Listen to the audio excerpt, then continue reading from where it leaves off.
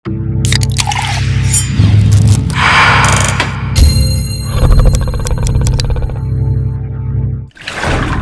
kalau belanja, jangan ke orang yang cari kaya, jangan belanja ke orang cari kaya, tapi belanjalah ke saudara, kawan, sahabat, dekat tetangga, warung-warung kecil untuk menghidupkan ekonomi umat. Kalau belanja, nawarnya jangan membunuh.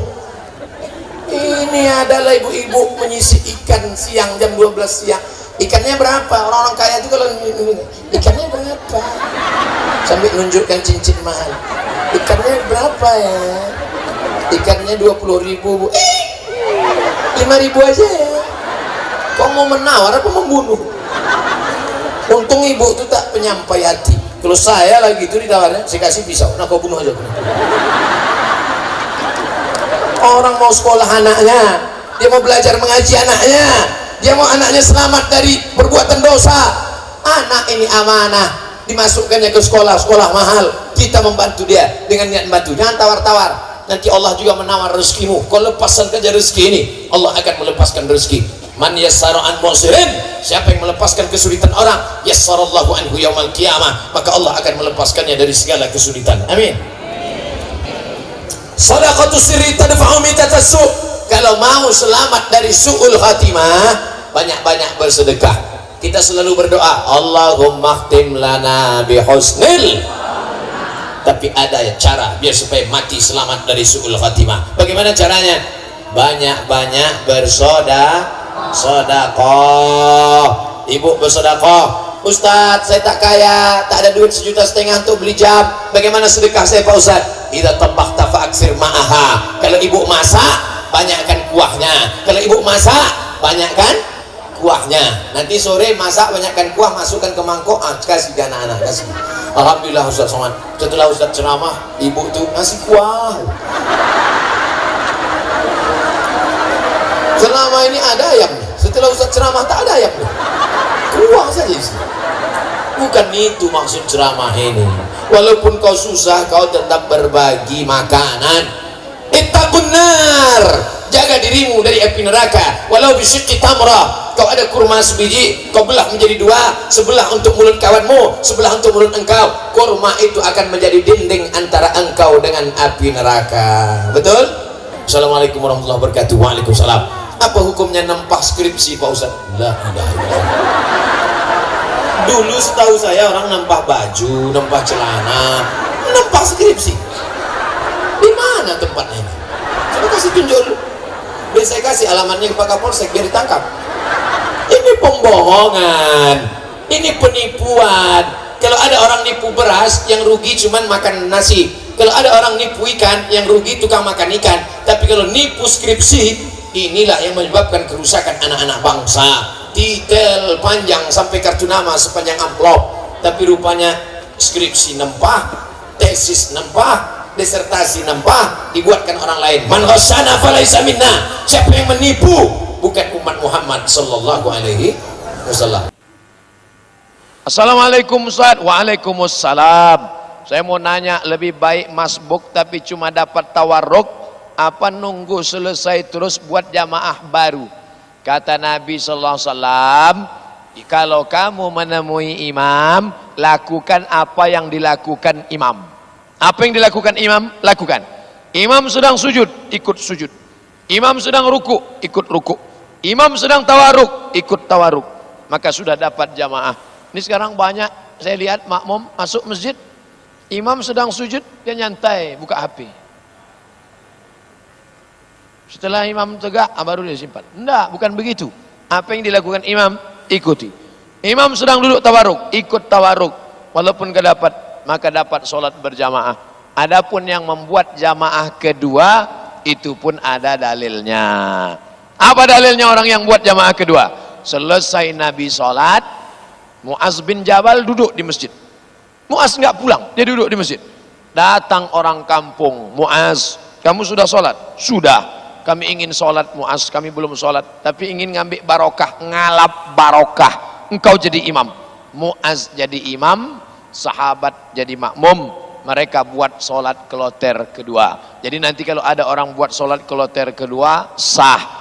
Hadisnya riwayat Mu'az. Tapi kalau masuk ke masjid ada orang tawarruk, langsung ikut tawarruk. Kenapa? Karena hadis Nabi menyebut kalau masuk masjid lakukan apa yang dilakukan imam. Nama Fulan bin Fulan, alamat Bintara Bekasi. Assalamualaikum. Waalaikumsalam warahmatullahi wabarakatuh.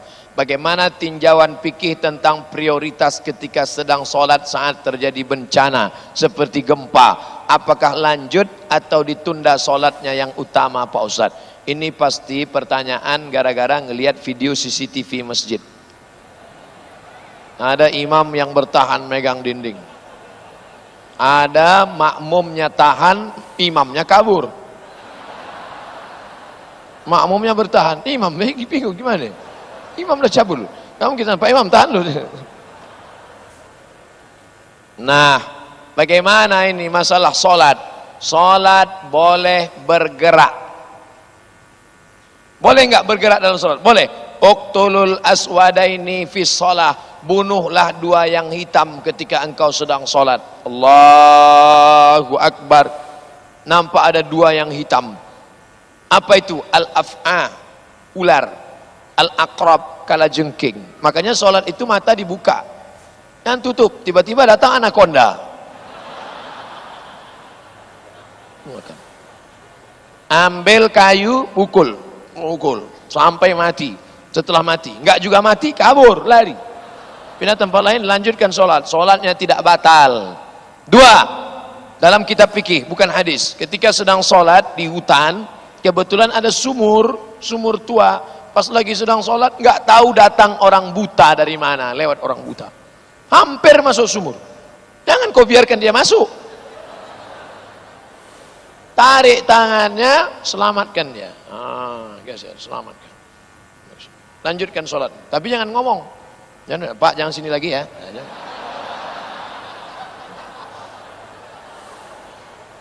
Artinya bergerak dalam keadaan hajat boleh, sholat tetap tidak batal.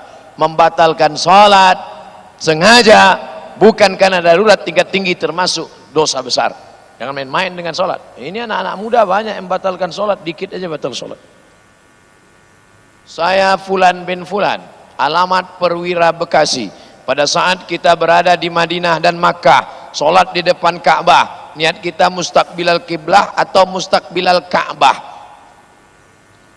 Niat itu letaknya dalam hati, tidak berbunyi, tidak bersuara. Allahu Akbar. Mahallun niyati al-qalbu. Tempat niat adalah hati. Begitu dalam kitab-kitab fikih. Tapi ada orang yang was-was. Hatinya was-was. Jadi dia kalau tidak sholat, Allahu Akbar. Ini sholat isya apa sholat subuh ya? 2 rakaat apa 3 rakaat ya? 4 rakaat apa mukim apa musafir ya? Jadi imam apa jadi makmum ya? Makanya diucapkannya. Sholatnya sholat apa? Usolli fardal maghribi. 2 rakaat apa 3 rakaat? Salasa rakaatin. Adaan apa qadha? Adaan. Jadi imam apa jadi imam? Ma'muman lillahi ta'ala. Usolli fardal maghribi salasa rakaatin adaan ma'muman lillahi ta'ala. Allahu Akbar. Maka melafalkan niat ini bukan hadis tapi ijtihad ulama. Ada yang tidak menyebut mustaqbilal kiblah tapi sah karena dia sudah menghadap. Adapun mustaqbilal kiblah atau mustaqbilal Ka'bah, maka kiblat ada 3. Kiblat ada 3. Bagi orang yang di dalam Masjidil Haram, kiblatnya adalah Ka'bah. Bagi orang yang di luar Masjidil Haram, kiblatnya adalah Masjidil Haram. Bagi orang yang di luar tanah haram, ingat juga ke belakang takut jatuh. Bagi orang yang di luar tanah haram, maka kiblatnya adalah tanah haram. Maka kita yang di Indonesia kalau sholat mustaqbilal qiblah, karena belum tentu tepat ke Ka'bah. Karena Ka'bah cuma 11-15 meter, tidak mungkin kena. Berapa tanah haram? Ini Ka'bah ke Arafah 22 km, ke Hudaibiyah 20 meter. Jadi tanah haram itu panjangnya 20 tambah 22 sama dengan 42 kilometer. Kalau engkau sholat dari Bekasi, kena yang 42 kilometer itu ujungnya atau tengahnya, maka sholatnya sah. Jelas? Di dalam Masjidil Haram kiblatnya Ka'bah, di luar Masjidil Haram kiblatnya Masjidil Haram, di luar tanah haram kiblatnya adalah tanah haram. Jangan terlalu ke kiri, nanti kenanya Mesir, makanya arah-arah Fir'aun deh.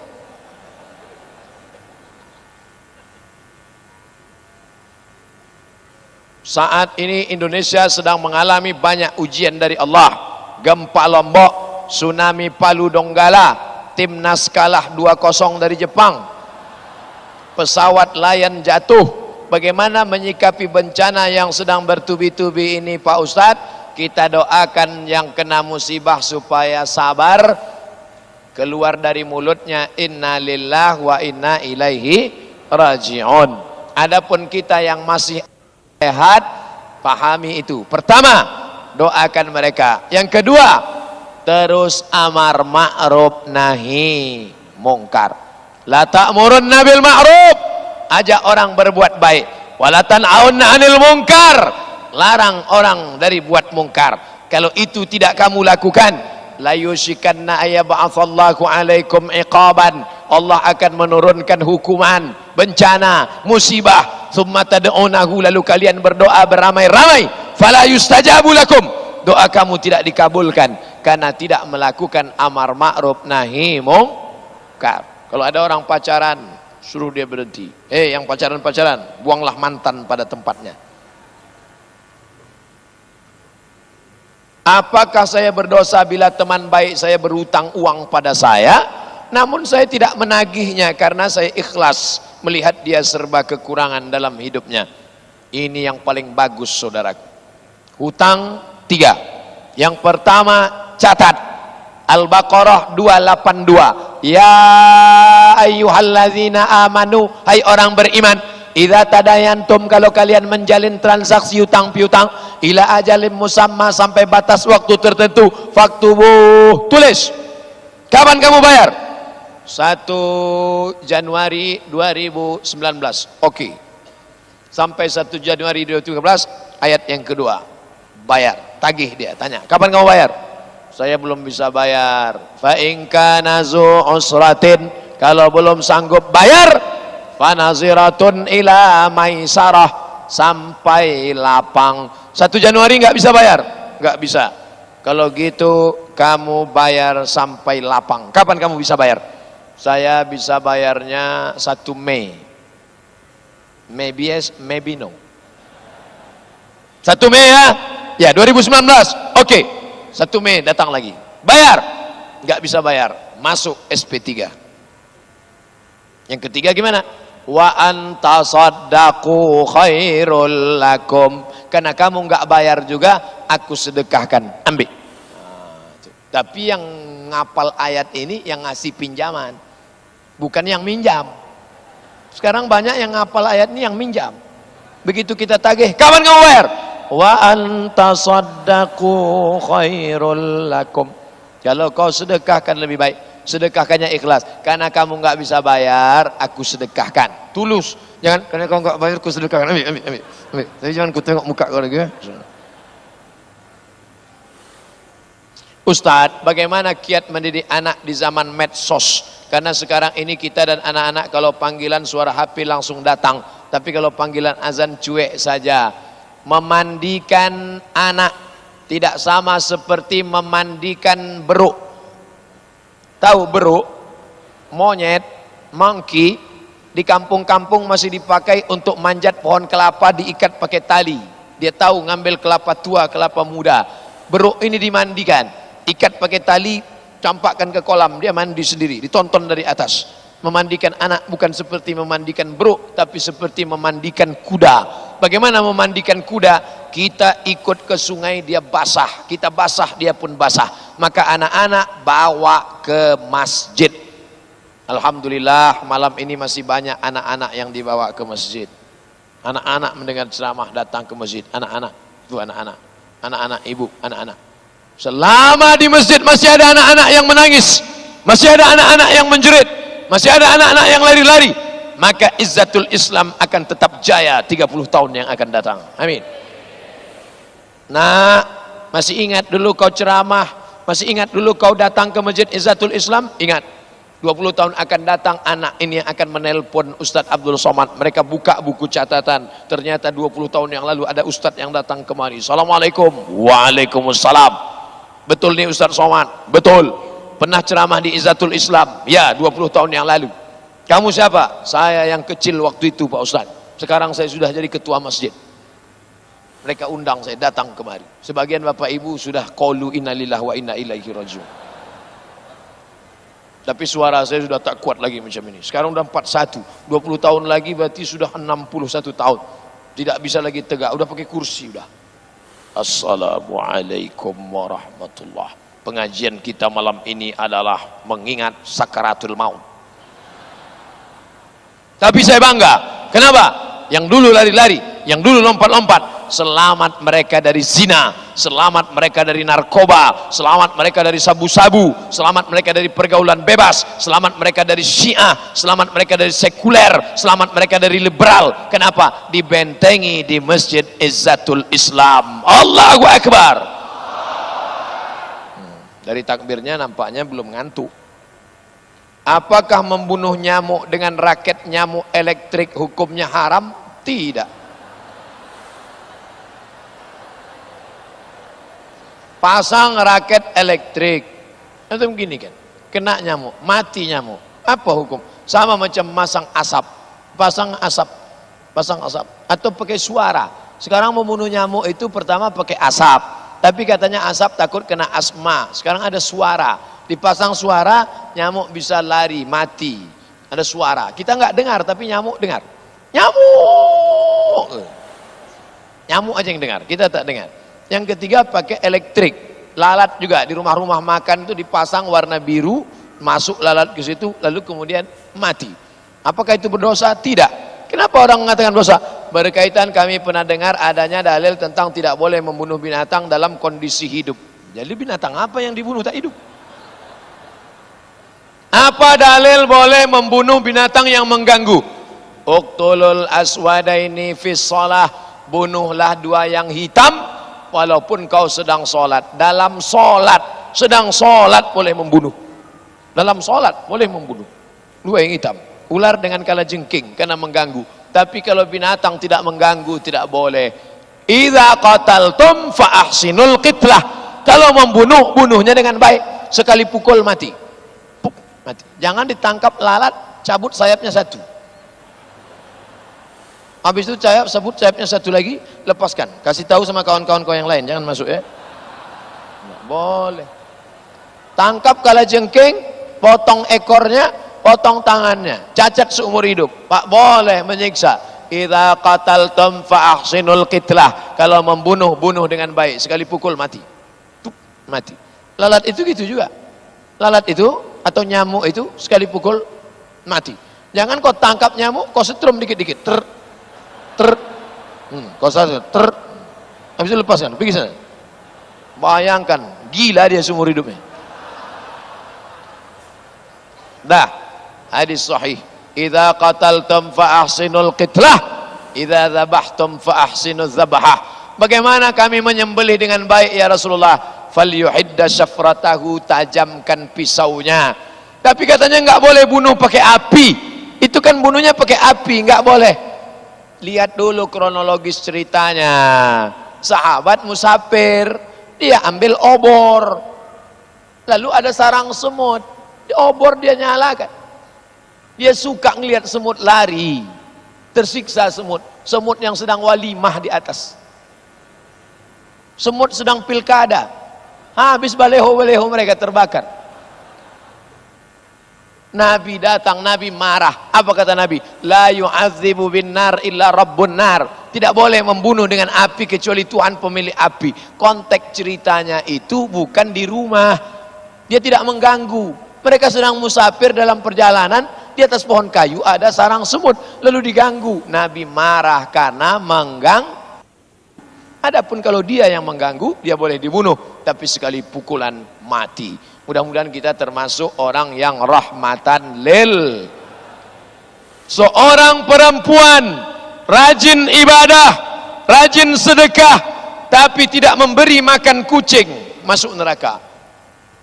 Seorang perempuan pelaku maksiat tiba-tiba melihat seekor anjing menjulurkan lidah kehausan, diambilnya sepatunya, diambilnya air, dia berikan minum ke seekor anjing, maka Allah mengampunkan dosa-dosanya. Hadis sahih riwayat tentang Bani Israel. Binatangnya anjing, perempuannya nakal, jahat, maksiat, tempat mengambil airnya sepatu, busuk, bau, tiga-tiganya tidak baik. Tapi kenapa dia bisa diampunkan Allah dosa? Karena ada rasa kasih sayang. Tapi jangan gara-gara ini besok semuanya beli anjing. Hadis ini ceritanya tentang Bani Israel sebelum Nabi Muhammad. Adapun sekarang, siapa yang memelihara anjing di antara bapak ibu, kalau ada melihara anjing, tiap hari amalnya dikurangi sebesar Bukit Uhud. Bukit Uhud panjangnya 7 km. Setiap hari amalmu dikurangi sebesar Bukit Uhud, sedangkan amalmu cuma sebesar bisul. Berarti setiap hari min. Oleh sebab itu jangan piara anjing. Ini banyak orang untuk salon anjingnya aja sampai 1 juta sebulan. Bagus kok infakkan sedekah ke masjid. Ini mesti dipahami hadis dengan baik. Saya Fulan bin Fulan dari Setu, Bekasi. Setu apa Setu? Setu. Semoga Ustadz selalu dalam lindungan Allah. Amin. Saya mau tanya Pak Ustadz, sejauh mana Islam mengajarkan toleransi terhadap agama lain? Ya Rasulullah, ya, itu Ali kerja di rumah orang Yahudi. Apa kerjanya? Menimba air. Susah. Dari Makkah nggak ada duit. Sampai di Madinah Ali menimba air. Sayyidina Ali menimba air di rumah orang Yahudi. Kata Nabi, nggak apa-apa. Itu dalil boleh kerja sama non-muslim. 2. Datang Asma menjumpai Nabi. Ya Rasulullah, ummi qadimat wahiyya raghimatun. Ibu saya datang. Ibunya non-muslim, tak Islam. Dia mau ketemu saya. Boleh. Kata Nabi, siliha. Silakan sambung tali silaturahim. Apa utiha? Boleh saya beri hadiah? I'tiha. Beri hadiah. Itu dalil boleh menyambung silaturahim dan boleh berbagi hadiah. Bertetangga dengan non-muslim silakan, sekantor dengan non-muslim no problem.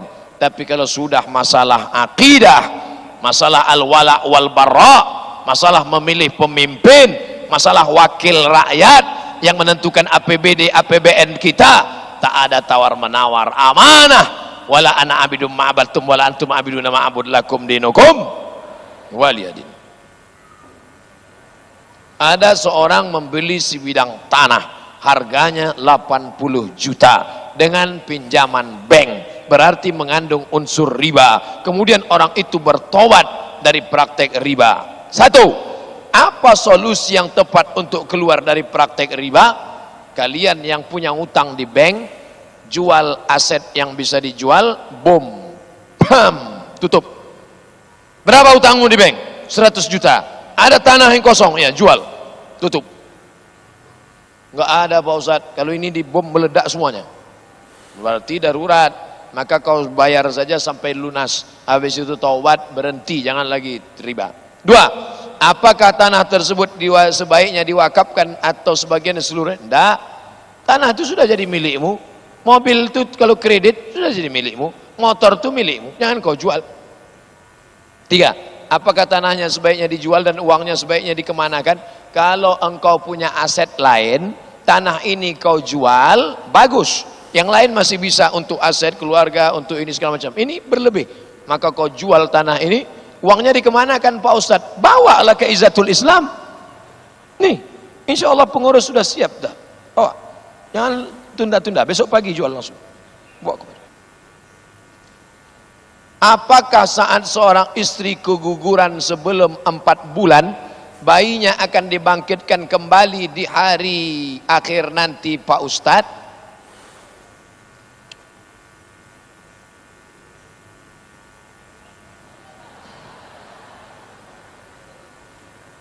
Setiap manusia diciptakan Allah Subhanahu wa taala, inna ahadakum yujma'u khalquhu fi batni ummihi 40 yawman nutfah, 40 hari dalam bentuk sperma, thumma yakunu 'alaqah, 40 hari dalam bentuk darah menempel di dinding rahim, thumma yakunu mudghatan mithla dzalik, 40 hari dalam bentuk segumpal daging, 40 hari air, 40 hari darah, 40 hari daging, 40, maka dia menjadi 120 hari. Sebulan 2 bulan 60 hari, 4 bulan 120 hari. Yursalul malaku, dikirim Allah lah malaikat dari alam roh masuk ke dalam alam rahim. Nah sekarang rohnya belum ada, baru segumpal daging, tiba-tiba gugur. Apanya yang mau dibangkitkan? Yang dibangkitkan itu roh, jasadnya hidup lagi. Sekarang rohnya belum, maka dia tidak dibangkitkan karena tidak ada roh di dalam jasad. Lalu kalau begitu ibu ini nanti di akhirat bisa dapat syafaat? Tidak dapat. Syafaat apa? Syafaat orang yang sabar. Sabar dia menerima musibah. Allazina idza asabathum musibah, orang yang ditimpa musibah, qalu, keluar dari mulutnya, inna lillahi wa inna ilaihi rajiun. Apa balasan yang diberikan Allah untuk dia? Innama yuwaffas sabirun, mereka yang sabar keguguran kehilangan anak, ajrahum balasannya bighairi hisab, tak dapat dihisab, tak dapat dihitung. Hai ibu-ibu yang keguguran, sabarlah kalian.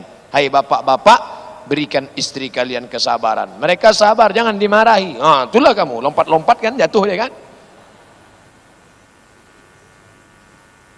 Bagaimana memerangi cara hawa nafsu di saat sendiri atau tidak ada orang, Pak Ustadz? Ini pasti anak muda yang belum kawin.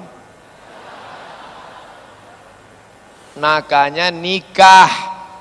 Kemarin saya sudah dapat SMS waktu mau bulan puasa kemarin.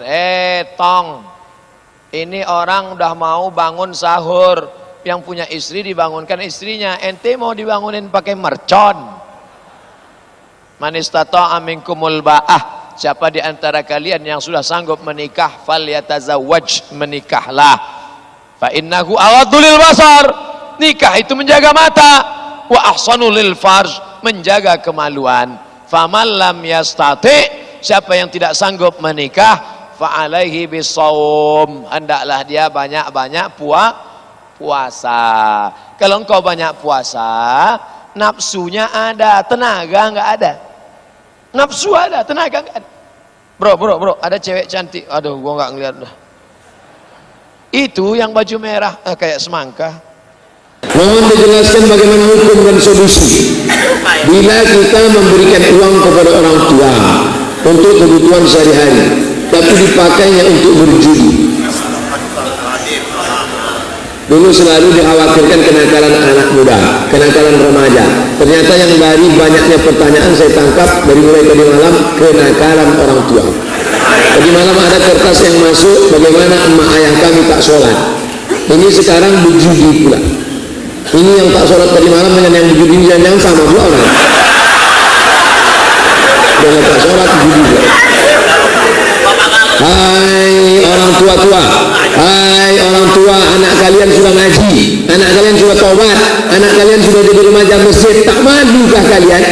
Gara-gara kalian dia lahir ke atas dunia ini, mestinya kalian yang menjadikan contoh yang baik-baik, mestinya kalian yang membimbing dia, mengajak dia ke masjid. Kalian pula yang berjudi, kalian pula yang tak sholat. Kalian ini orang tua bangka sudah mau jadi makan cacing tanah.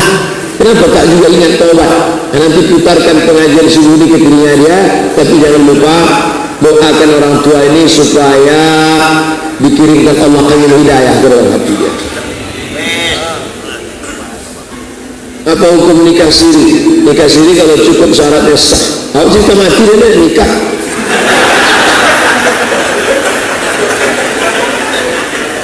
Ada mempelai laki-laki, ada wali, ada dua saksi, ada mahar, ada ijab, ada qabul. Cukup rukunnya nikah itu sah. Kenapa disebut siri? Karena tidak terdaftar di kantor urusan agama. Kalau mulai laki-laki, ada wali, ada 2 saksi, ada mahar, ada ijab, ada qabul. Aku nikahkan engkau dengan anakku dengan mahar sebentuk cincin emas tunai. Apa kata saksi? Sah. Sah lagi. Walaupun tak tercatat di KUA, namanya nikah siri. Tapi saya sampaikan kepada perempuan, jangan kalian nikah siri. Karena kalau kalian nikah siri, habis itu pergi laki-laki itu sampai mati, kalian tak bisa nikah lagi. Habis nikah siri, pergi dia merantau ke Malaysia 10 tahun. Tak kabeh tidak batali. Macam mana mau menuntut ke pengadilan? Macam mana mau menuntut tunggu sampai mati? Karena tak bisa cerai.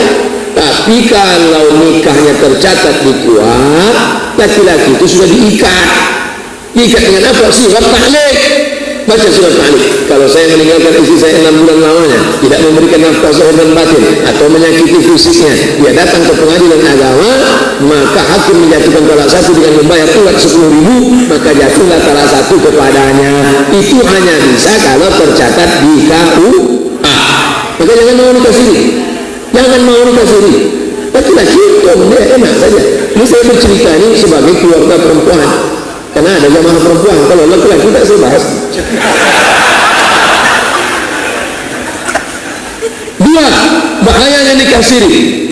Kalau nanti laki itu mati, meninggal dunia, kebetulan istri pertamanya ada. Yang biasanya nikah siri kan istri kedua, ketiga. Menuntut dia, mana bagian tak mau istri pertama ngasih. Mana surat? Tak dapat. Anak nanti membuat akte kelahiran. Pokoknya banyaklah. Kalau nikah siri model begini. Sekarang banyak lagi nikah siri model lain. Wali tak ada, saksi tak ada. Dianggapnya kata nikah siri. Mahasiswa atau mahasiswi duduk di kantin. Aku nikahi engkau dengan mahar semangkuk bakso. Yang jadi saksi siapa bang? Malaikat-malaikat yang bersama kita. Itu zina. Itu tak betul. Jadi kesimpulan nikah siri ini, kalau cukup rukun syaratnya, maka nikahnya sah secara fikih, tapi secara negara tidak sah. Jangan mau nikah siri karena lebih banyak mudaratnya. Apabila orang tua kita belum mampu untuk melakukan akikah, bolehkah anak tersebut akikah sendiri? Boleh. Mana dalilnya? Aqwa'an nafsi ba'da ma bu'itha nabiyyan. Nabi mengakikahkan dirinya sendiri setelah jadi nabi. Kata Syekh Albani, hadis itu sahih. Mazhab Syafi'i buka pendapat Imam An-Nawawi, meninggal tahun 676. Imam Nawawi berkata boleh mengakikahkan diri setelah dewasa kalau punya duit. Bapak tak ada duit dulu waktu kecil, orang tua belum mengakikahkan, ibu belum akikah, sekarang ada duit, balik dari sini beli kambing. Nanti siang saya datang, saya masih lama lagi sini. Saya balik hari Ahad pagi. Siapa yang mau akikah, akikahlah. Nanti siang kita makan kambing, nanti malam makan kambing, besok pagi makan kambing, hari Sabtu makan kambing, sampai pagi Ahad yang mau akikah, akikah. Boleh. Tapi kalau sudah umur 40-30, akikah saja. Jangan minta cukur rambut pula.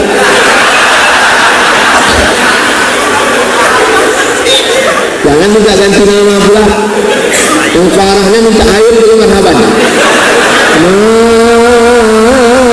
Marhaba ayano. Kalau sangka yang diayun cucu, apa nenek dulu.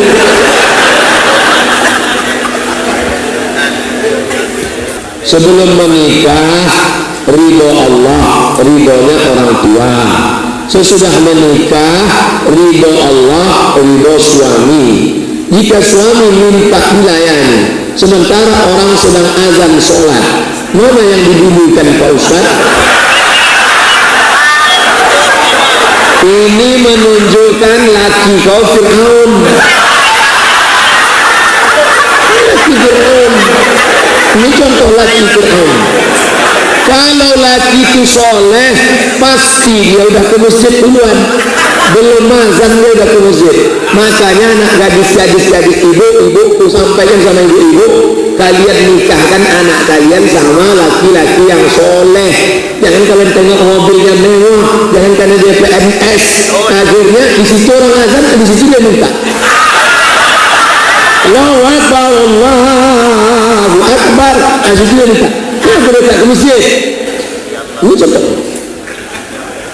Ke masjid, laki-laki yang soleh sholatnya di masjid, laki-laki yang soleh sholatnya di masjid, makanya akan datang. Yang lalu apa boleh buat, yang lalu dah berlalu, tak bisa lagi. Jadi ini gimana nih Pak Ustaz? La ta'ata li makhluqin fi maksiatil khaliq. Tidak ada ketaatan kepada makhluk kalau menyebabkan maksiat kepada Khaliq. Ibu kenapa tak pakai jilbab? Suami saya nyuruh. Ibu kenapa rambutnya sampai 3 warna merah, kuning, kelabu?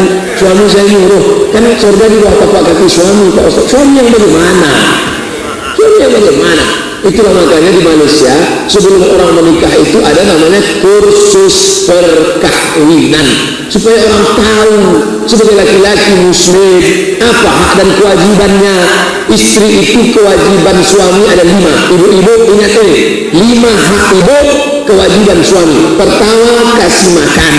Kedua, kasih pakaian. Ketiga, kasih tempat tinggal. Keempat, kasih pendidikan. Kelima, kasih perhatian. Mestinya istri itu dididik, diajak sholat, bukan dilalaikan dari sholat di awal waktu. Nah ini penting, sangat penting. Jadi taat kepada suami itu kalau taatnya itu sesuai dengan Quran dan Sunnah. Ustaz, saat ini banyak masjid yang menutup pintu hingga tak boleh i'tikaf. Gimana menasihati pengurus masjid? Pak Ustaz, masjid ini bukan punya kita. Wa annal masajida lillah. Masjid ini punya Allah. Masjid bukan punya kita. Pengurus itu diberikan amanah untuk menjaga, melestarikan masjid. Oleh sebab itu masjid jangan sampai dikunci, tutup pintu sampai orang tak bisa salat. Tapi kalau dibuka Pak Ustaz, nanti khawatir datang maling mencuri. Itulah makanya dipasang juri-juri besi. Nanti datang maling mencuri, mencongkel, merusak. Nanti kalau dibuka datang orang tidur-tiduran, dipasang security, dipasang CCTV, dituliskan dinding, silakan sholat di masjid, jangan tidur di masjid. Nanti kalau kalian tidur di masjid, masjid ini bau hantu, bau air liur basi. Jadi kita ini cari jalan tengah, win-win solution, jalan tengah. Menutup rapat sampai orang tak bisa i'tikaf tak boleh, membebaskan sampai masjid kotor juga tidak. Maka jalan tengah, dicari cara teknis yang tepat bagaimana masjid tetap bisa dijadikan orang sebagai tempat i'tikaf. Saya bangga kalau kita pergi. Saya dari Pekanbaru ceramah ke Bagan Siapiapi 7 jam, ceramah ke Indragiri Hilir Tembilahan 7 jam, mampir kiri kanan masuk, masjid tetap dibuka, dikunci rapat-rapat, tapi dia tetap bersih. Banyak masjid model begitu. Ada masjid-masjid yang selalu saya tempat berhenti, masjidnya bagus. Nah begitu semestinya masjid. Nah ini kunci. Berapa kali juga kami mau mampir, kunci. Sholat subuh kami azan sampai situ kunci. Tak boleh dibuka waktu sholat. Kenapa tak ditulis saja Masjid Al-Ikhlas, buka hanya Jumat saja.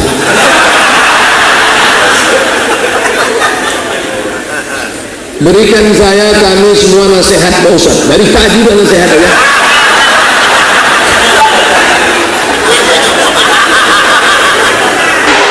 Pak Ustaz, bagaimana cara tobat orang makan uang haram seperti korupsi, mencuri, hitung menurut harga emas, balikkan kepada orangnya. Kalau orangnya tak ada lagi, serahkan masalih ammah, lembaga yang dinikmati orang banyak, panti jompo, panti yatim, fakir miskin, masjid. Niatnya bukan niat sedekah, tapi mengembalikan uang umat kepada umat. Padahal uang tersebut sudah diberikan rumah, tanah, dan lain. Apakah harus dibuang? Dibalikkan senilai itu. Dulu kau korupsi berapa? 200 juta. 200 juta tahun 2000 berapa harga emas? Nah, balikkan sekarang.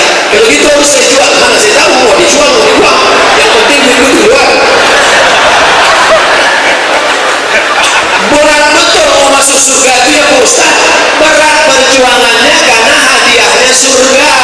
Kalau ringan hadiahnya kipas angin.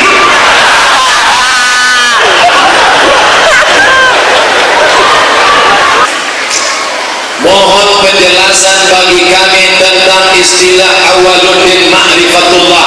Awwaluddin, yang pertama dalam agama ini ma'rifatullah, mengenal Allah subhanahu wa ta'ala.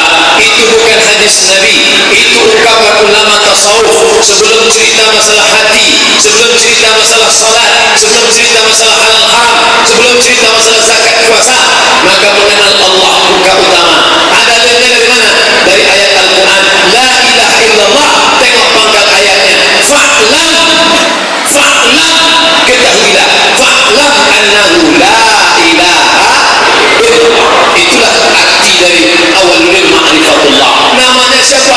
Wallahur rahmanur rahimul malikul qudusus salamul mu'minul muhaiminul azizul jabbarul mutakabbir. Maka buka kaji sifat 20, wujud, kidam, baqa, khalafatul hawadis, qiyamu bi nafsihi, wahdaniyah, qudrat, ilmu, hayat, sama, basar, kalam. Panggil ustaznya, ngaji tauhid sifat 20 akidah Asy'ari. Awwaluddin ma'rifatullah. Apa benar kalau belum mengenal Allah berarti belum sempurnalah agamanya? Bagaimana dia mau sholat kalau dia tak kenal siapa yang disembahnya? Bagaimana dia menyatakan usolli fardhu maghrib salat raka'atin adaan ma'muman lillahi ta'ala kalau dia tak tahu kenal? Kenapa saya bisa datang ke masjid ini? Karena saya datang kemari dengan orang yang kenal, yang tahu masjid ini. Maka kenalilah Allah dengan mengkaji tauhid. Bagaimana hukumnya bila bekerja di hotel? Saya ketahui tak semua tamu yang check-in itu dengan mahramnya. Bagaimana kita ketahui jika ada yang berzina maka 40 rumah akan ini mau menceramahi, mau bertanya. Awak pula diceramahinya.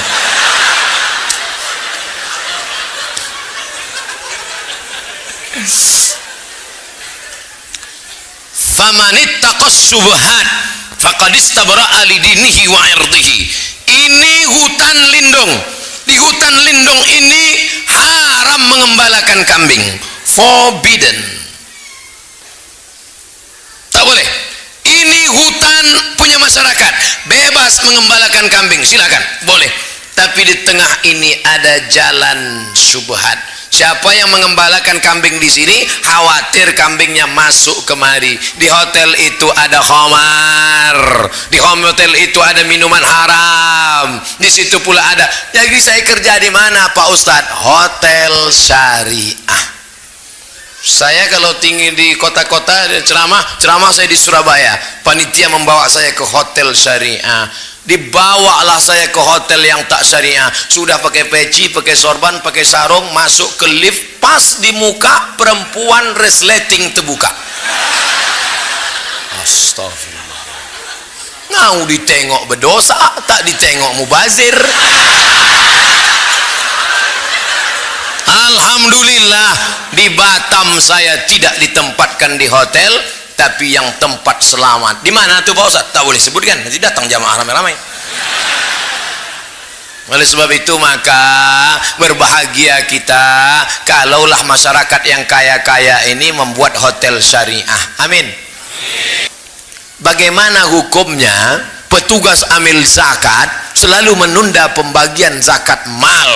Bolehkah zakat mal digunakan untuk keperluan ini dua pertanyaan ini. Zakat dikumpulkan, diserahkan ke Basnas, Badan Amil Zakat Nasional. Basnas akan membagikannya habis, dibagikan habis. Kalau zakat fitrah memang tak boleh ditahan sama sekali, bagi habis. Malam Idul Fitri tak ada lagi. Makanya pagi Idul Fitri tak ada pengurus. Jamaah sekalian, zakat fitrah kita tahun ini terkumpul 10 ton dan alhamdulillah masjid masih nyimpan 5 ton lagi. Loh, kok bisa disimpan? Itu harus habis Pak pengurus. Kalau sampai khatib naik mimbar zakat fitrah belum dibagikan, fa innaha shadaqatun minas shadaqat, maka dia tidak lagi dianggap zakat fitrah, hanya sedekah biasa saja, habis. Adapun zakat mal, maka berijtihadlah mereka. Ini tukang jual goreng pisang dipikul keliling kota, maka belikan dia gerobak, bayarkan. Ini di rumahnya buruh cuci, pergi ke rumah-rumah orang kaya mencuci, maka belikan dia mesin cuci 5 juta, setrika, supaya dia bisa buka laundry kecil-kecilan, supaya zakat itu produktif. Jangan kasih ikan tapi kasih pancing. 2, bolehkah zakat itu untuk keperluan masjid? Ini kejadiannya 6 tahun yang lalu di Pekanbaru. Waktu itu video belum viral. Assalamualaikum Ustaz Somad. Waalaikumsalam. Saya mau sedekah 100 juta zakat untuk masjid, tapi kata Ustadz tidak boleh zakat untuk masjid. Bisa Ustadz tolong selesaikan masalah ini? Sebentar Pak Haji, saya buatkan makalahnya. Saya tulislah makalah. Sepakat 4 mazhab Hanafi, Maliki, Syafi'i, Hambali bahwa zakat tidak boleh untuk masjid. Tapi menurut Imam Fakhruddin Ar-Razi dalam kitab Mafatihul Ghaib Tafsir Al-Kabir, dikutip oleh Syekh Atiyah Saqar dalam kitab Fatawa Al-Azhar, bahwa makna fi sabilillah semua jalan mengagungkan agama Allah. Andai masjid kita ini di seberang kampung, antara kampung dan masjid ada sungai, tiba-tiba jembatannya roboh, maka zakat boleh dibuat untuk jembatan, karena jembatan itu juga masuk asnaf fi sabilillah.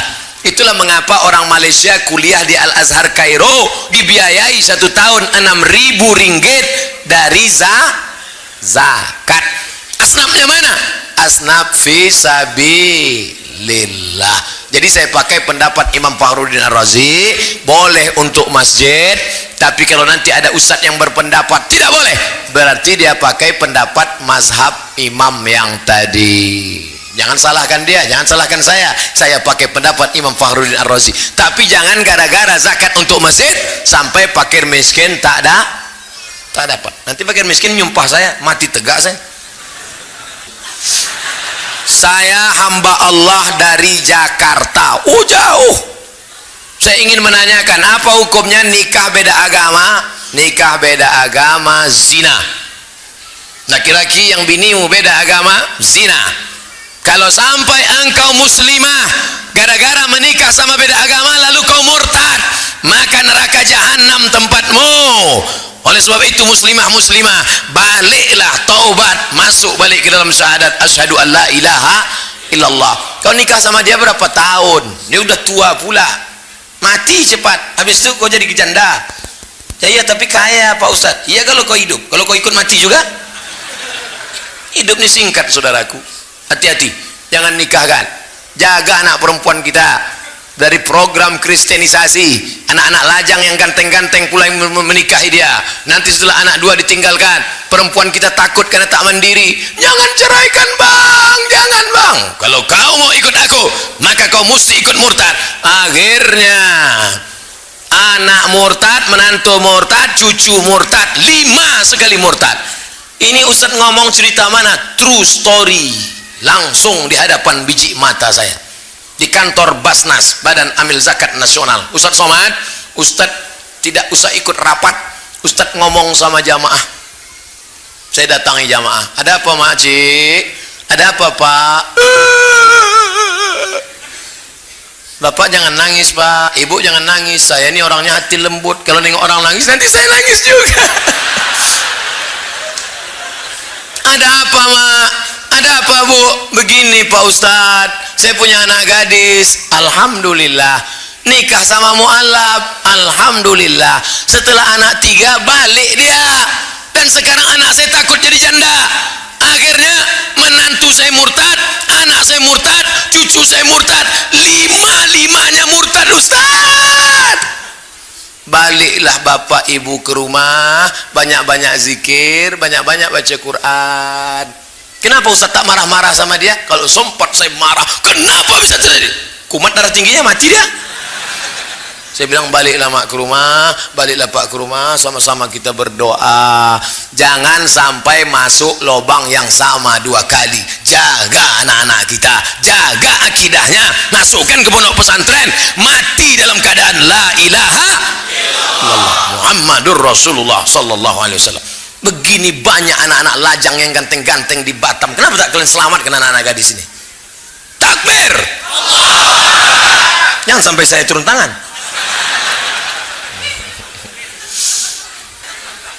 Karena saya pernah dengar dari ustadz lain, apabila suamimu tidak mau sholat, berarti kamu sama halnya berhubungan dengan setan. Makasih Pak Ustadz. orang yang tak sholat itu dua. Yang pertama fasik, yang kedua kafir. Apa beda fasik sama kafir? Tanya dia, bang, abang kenapa tak sholat? Menurut saya sholat itu buang-buang waktu saja. Nah, itu kafir tuh. Kalau begitu nanti jawaban suamimu, maka kau sudah fasakh dengan dia. Kalau suami menjatuhkan talak, namanya talak. Kalau istri menggugat, namanya khulu. Kalau otomatis dilepas hakim, namanya fasakh, karena suami sudah murtad. Tapi kalau ditanya, abang kenapa tak sholat? Aku sebetulnya tahu sholat itu wajib, adinda. Kenapa tak sholat? Aku malas. Dia fasik. Wallahu la yahdil qaumal fasiqin. Allah tak berikan hidayah pada orang yang fasik. Ustadz yang bilang tadi suami ibu setan, dia geram aja itu. Apa hukumnya pengurus masjid tidak segera membelanjakan uang infak sodakoh untuk keperluan masjid? Ini bertanya penyindir.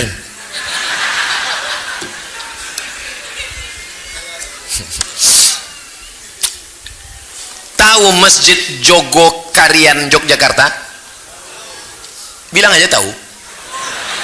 Setiap hari Jumat pengumuman saldo masjid nol, karena semua uang masjid dibelanjakan. Ada orang sakit, ada orang perlu modal. Itu bukan uang pengurus, itu bukan duit kita. Belanjakan. Kurang karpet, belikan karpet. Kamar mandi rusak, bangunkan. Itu adalah uang uang umat. Suara mikrofon tak bagus, belikan. Ustaz nyindir, enggak, suara mikrofon mantap, papan tulis mantap, masjid ini semuanya mantap, air minum banyak, teh manis saja tak ada. Lah, saya tak minum manis. Ustadz yang sudah ceramah, tenggorokannya panas, jangan siram air gula. Siram air gula, suara hilang. Nanti 20 tahun lagi ceramah. Saya tak pandai saya nyindir-nyindir tuh. Saya to the point aja langsung.